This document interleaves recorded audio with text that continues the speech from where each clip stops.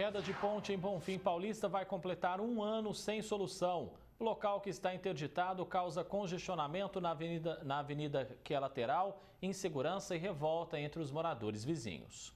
A revolta é tanta que os moradores levaram bexigas e bolo para lembrar que a queda da ponte vai completar um ano e ainda não recebeu a obra prometida.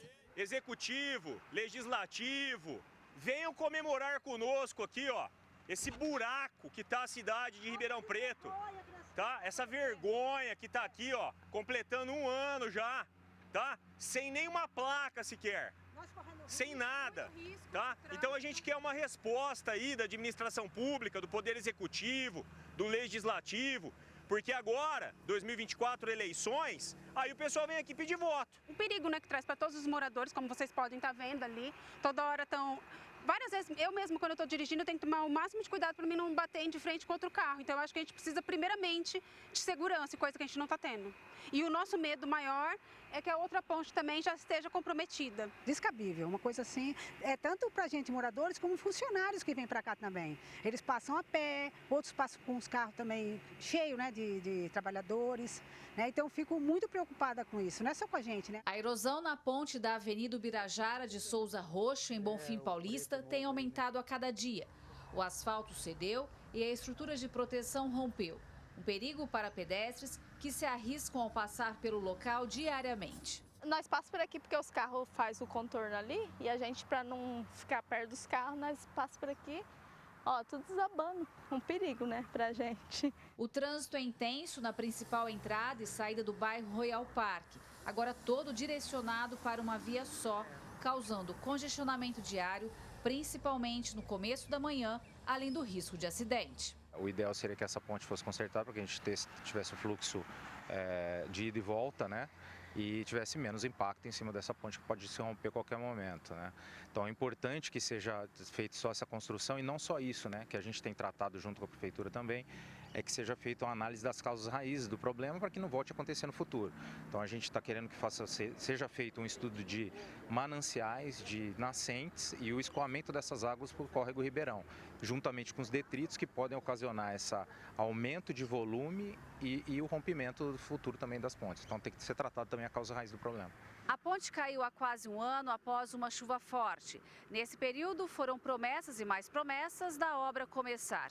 O que é entendido como emergencial para a engenharia civil não foi para a administração municipal até o momento. E pelo tempo que já se passou, já haveria tempo suficiente para se verificar isso, já fazer pelo menos uma obra para retirar essa parte que já está caída e já se fazer o projeto e até a execução de uma ponte nova. Porque veja, hoje nós temos tecnologia suficiente para em alguns meses você partir do zero e ter uma ponte nova. E aqui a gente vê que já faz mais tempo do que isso e, portanto, não foi considerado uma obra prioritária nem emergencial. O engenheiro civil acrescenta que precisa de mais sinalização para os motoristas e opção de caminho para os pedestres passarem com segurança. Tudo isso é importante, porque veja, o objetivo do poder público é dar segurança, é dar condições, né, de qualidade de vida. E aqui a gente vê que, é claro, aconteceu, foi uma calamidade, caiu a ponte, mas é necessário se agir com um pouco mais de pressa para resolver o problema. Com as chuvas pode piorar.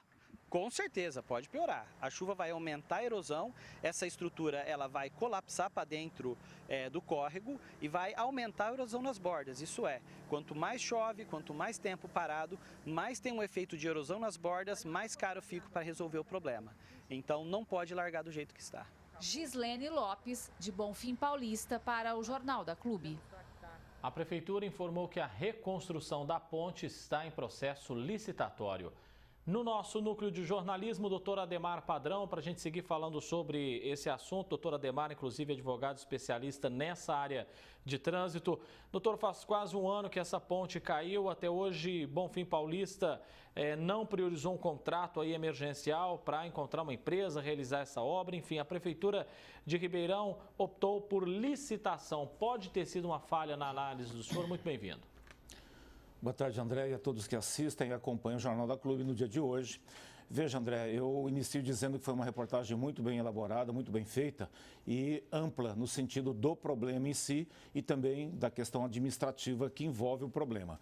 No caso do contrato, emergencial realmente é um termo que para a engenharia significa uma situação e para a administração outra. Não deveria ser assim, correto? Então, se a administração pública, a prefeitura, optou em fazer uma licitação com mais tempo, até para ter realmente um impacto econômico menor, ela falhou em não perceber que a situação emergencial do uso daquela localidade, da segurança do trânsito, do acesso aos munícipes, fica prejudicado a ponto de trazer também um prejuízo para as pessoas e para o próprio município, até em arrecadação.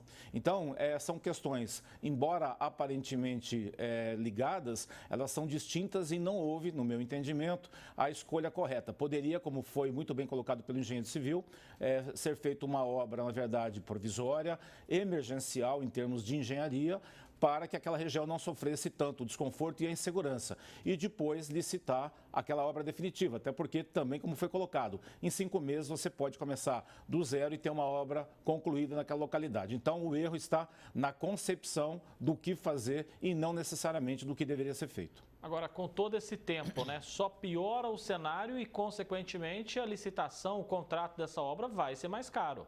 Exato. Aí, como eu disse, o que acontece é que uma opção inicial pela emergencial que poderia ter sido feita, não foi, e agora a licitação que poderia economizar para os cofres alguma quantia pode se mostrar inadequada, indevida e não chegar nesse benefício. Então, mais uma vez, é um erro, né, da gestão em relação a como proceder perante a situação. E aí, aproveitando a fala de um dos moradores, falta também aquelas pessoas que nos representam, que são os vereadores, porque 1 ano é muito tempo e não é possível que nenhum vereador está ciente do que está acontecendo. Os vereadores, eu lembro, são os olhos, né, e a nossa boca no momento de poder fazer a comunicação com o executivo quando o executivo falha, que é o caso.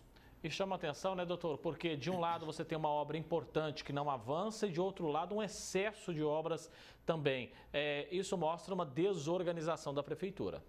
Uma desorganização e até uma violação da legislação no caso de trânsito, porque agora, fazendo um comparativo, enquanto numa localidade como essa que estamos falando, era necessário e é necessário, porque tem uma demanda e tem um volume de veículos que circulam diariamente e acessam locais importantes também da cidade, do outro lado a cidade está travada. Eu mesmo, para chegar aqui com vocês na clube, tive problemas que não deveriam acontecer, porque é feita a obra e não tem fiscalização e orientação.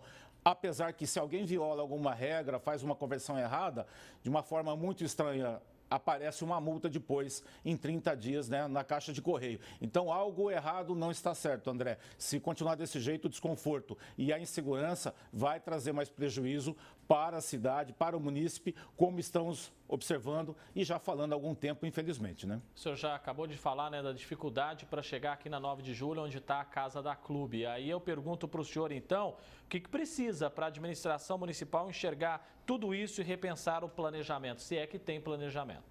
Ela pode agir agora, né, destemporariamente, porque na verdade já foi o prazo para ela agir, mas o que ela vai fazer agora é simplesmente pintar o pavão. Não houve o planejamento do impacto que trariam as obras, ninguém aqui está questionando a obra em si, ainda que não sabemos o resultado final quando tudo estiver pronto. Agora eu aproveito que você disse, é toda a cidade, viu, André, não é só aqui. Eu circulo por toda a cidade e a dificuldade é na Zona Norte também, na Zona Leste, na Zona Oeste, aonde tem a obra e não tem orientação, o cidadão está deixado à própria sorte.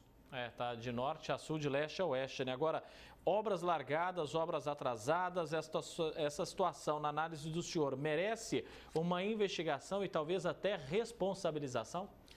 Artigo 37 da Constituição Federal, o princípio da eficiência, da legalidade, não está sendo observado na minha maneira de ver. Evidente que falamos sempre, não é algo fácil de fazer. Estamos falando de uma cidade de um porte muito grande na nossa região. Porém, isso agora é latente. A falta do planejamento em amplo sentido, voltado à segurança do trânsito do munícipe e o resultado prático final, isso nós agora constatamos que não aconteceu e não acontece. Então, essa conta pode ficar mais cara ainda, André, porque no final muitas coisas poderão ter que ser revistas, terão que ser consertadas ou mudadas e isso vai também trazer um prejuízo para o bolso de todo munícipe, que vai pagar através do IPTU, das taxas municipais, dos encargos que tem com o município.